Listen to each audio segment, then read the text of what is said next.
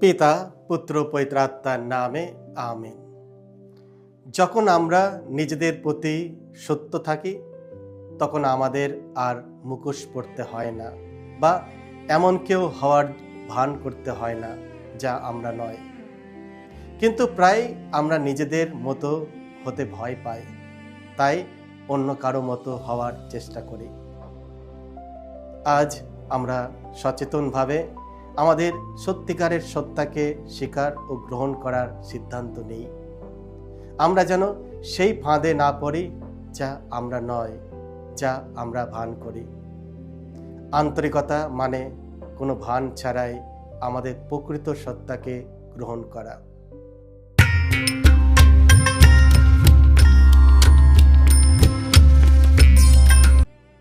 খ্রিস্ট আমার পরম প্রিয়জনেরা, আজ তপস্যাকালের দ্বিতীয় সপ্তাহ মঙ্গলবার, আর আজকের ডেলি মান্না ঈশ্বরের বাণী প্রতিদিন নেওয়া হয়েছে সাধু মতি রচিত মঙ্গল সমাচার থেকে 23 অধ্যায় 1 থেকে 12 পদ। এসে আমরা ভক্তিভাবে আজকের এই বাণীটি শুনি। যিশু একদিন ভিড় করার লোকদের ও তার শিষ্যদের লক্ষ্য করে এই কথা বললেন, শাস্ত্রীরা ও ফরিসিরা স্বয়ং মসির আসনেই বসে আছেন, কাজেই তারা তোমাদের যা কিছু করতে বলেন তোমরা তাই করো, তাদের কথা মতোই চলো। কিন্তু তারা নিজেরা যা করেন তোমরা তা করতে যেও না, কারণ তারা বলেন একরকম, করেন আর একরকম। তারা ভারী ভারী বোঝা বাঁধেন আর মানুষের ঘাড়ে তা চাপিয়ে দেন, অথচ নিজেরা একটা আঙুল দিয়েও তা তুলে নিতে চান না। তারা যা কিছু করেন সমস্তই লোক দেখানো। স্বাস্থ্যবাণীতে ভরা তাদের যত কবচগুলো তারা শুধু ফাঁপিয়ে তোলেন, আর নিজেদের কাপড়ের ঝালর তারা লম্বা করেই রাখেন। তারা তো ভোজসভার সম্মানের স্থান আর সমাজ গৃহে সামনের আসন পেতে ভালোবাসেন, আর ভালোবাসেন হাটে বাজারে মানুষের সশ্রদ্ধ অভিবাদন পেতে আর তাদের মুখে গুরুর সম্বোধন শুনতে। তোমরা কিন্তু নিজেদের গুরু বলে ডাকতে দিও না, কারণ তোমাদের গুরু বলতে একজনেই আছেন, আর তোমরা সকলেই পরস্পরের ভাই। এই পৃথিবীতে কাউকে তোমাদের পিতা বলেও ডেকো না, কারণ তোমাদের পিতা বলতে সেই একজনেই আছেন যিনি রয়েছেন স্বর্গলোকে। তোমরা নিজেদের আচার্য বলেও ডাকতে দিও না, কারণ তোমাদের আচার্য বলতে একজনেই আছেন, স্বয়ং খ্রিস্ট। তোমাদের মধ্যে যে সবচেয়ে বড় তাকে হতে হবে তোমাদের সেবক।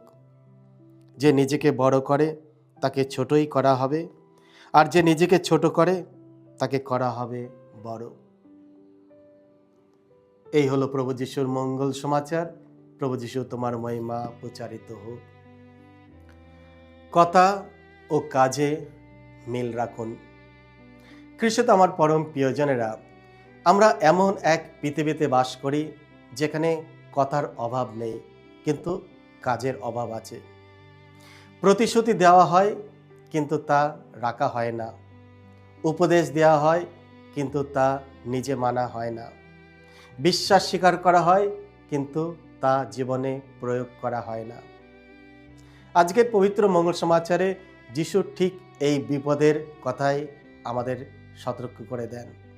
আমরা যা বলি এবং যা করি তার মধ্যে মিল যেন থাকে, এর মধ্যে যেন কোনো ভণ্ডামি বা ভান না থাকে।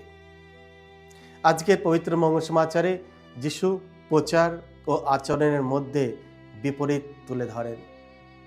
জনতার উদ্দেশ্যে কথা বলতে গিয়ে তিনি ফরিসি ও শাস্ত্রীদের প্রকৃত চরিত্র প্রকাশ করে বলেন, শাস্ত্রীরা ও ফরিসিরা স্বয়ং মসির আসনেই বসে আছেন, কাজেই তারা তোমাদের যা কিছু করতে বলেন তোমরা তাই করো, তাদের কথা মতোই চলো। কিন্তু তারা নিজেরা যা করেন তোমরা তা করতে যেও না। এই কথার মধ্যে যিশু তাদের কথাবার্তা ও কাজের মধ্যে তীব্র পার্থক্য স্পষ্ট করে দেন। তিনি ভণ্ডামিকে নিন্দা করেন, কারণ তা আর্থিক অন্ধত্বের দিকে নিয়ে যায়। আমরা যখন এক কথা বলি আর অন্য কাজ করি, তখন আমরা শুধু অন্যদের নয়, নিজেদেরও প্রতারিত করি। সত্যিকারের শিষ্যত্ব মানে পবিত্র দেখানো নয়, বরং পবিত্র হওয়া। ঈশ্বর কেবল আমাদের কথায় সন্তুষ্ট নয়, তিনি পরিবর্তিত জীবন কামনা করেন। খ্রিস্টে আমার পরম প্রিয়জনেরা, খ্রিস্টান হিসাবে আমরা যীশু খ্রিস্টের দৃষ্টান্ত অনুসরণ করতে আহ্বানপ্রাপ্ত। তিনি শুধু প্রচার করেননি, তিনি তার প্রচারিত কথাগুলো নিজ জীবনে পালনও করেছেন। এটাই নৈতিকতার মূল কথা, যেখানে আমাদের কাজ আমাদের কথার প্রতিফলন হয়। আমরা কতবার অন্যদের উপদেশ দিই, কিন্তু নিজেই তা মানি না। উপদেশ দেওয়া সহজ, কিন্তু সেই উপদেশ অনুযায়ী জীবনযাপন করা অনেক কঠিন। কথার শক্তি আছে উৎসাহ দেওয়ার, কিন্তু একটি সদ্গুণপূর্ণ জীবন মানুষকে সত্যিই অনুপ্রাণিত করে। যেমন প্রবাদ আছে, কথার চেয়ে কাজ বেশি কথা বলে। মানুষ শুধু আমাদের কথা শোনে না, তারা আমাদের জীবনও দেখে। আমাদের জীবনযাপন যেন তাদের বিভ্রান্ত না করে, এটাই আমাদের সাক্ষ্য হওয়া উচিত। অভিভাবক হিসাবে আমাদের মনে রাখতে হবে, সন্তানরা আমাদের কথা থেকে কম, আমাদের আচরণ থেকে বেশি শেখে। সুতরাং তোমাদের আচরণটা ঠিক রাখতে হবে। তোমরা যা কথা বলো, সেই কথা যেন তোমাদের আচরণের মধ্যে প্রকাশ পায়।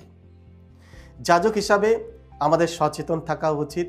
বিশ্বাসীরা শুধু রবিবারের উপদেশ শোনে না, সপ্তাহের প্রতিদিন আমরা কিভাবে জীবনযাপন করি তাও লক্ষ্য করে। ধর্ম জীবন গ্রহণকারীদের ক্ষেত্রেও ঠিক তাই। শুধু প্রকাশ্যে শপথ গ্রহণই গুরুত্বপূর্ণ নয় বা যথেষ্ট নয়, বরং প্রতিদিন সেই শপথ বিশ্বস্ততার সঙ্গে পালন করাই আসল বিষয়।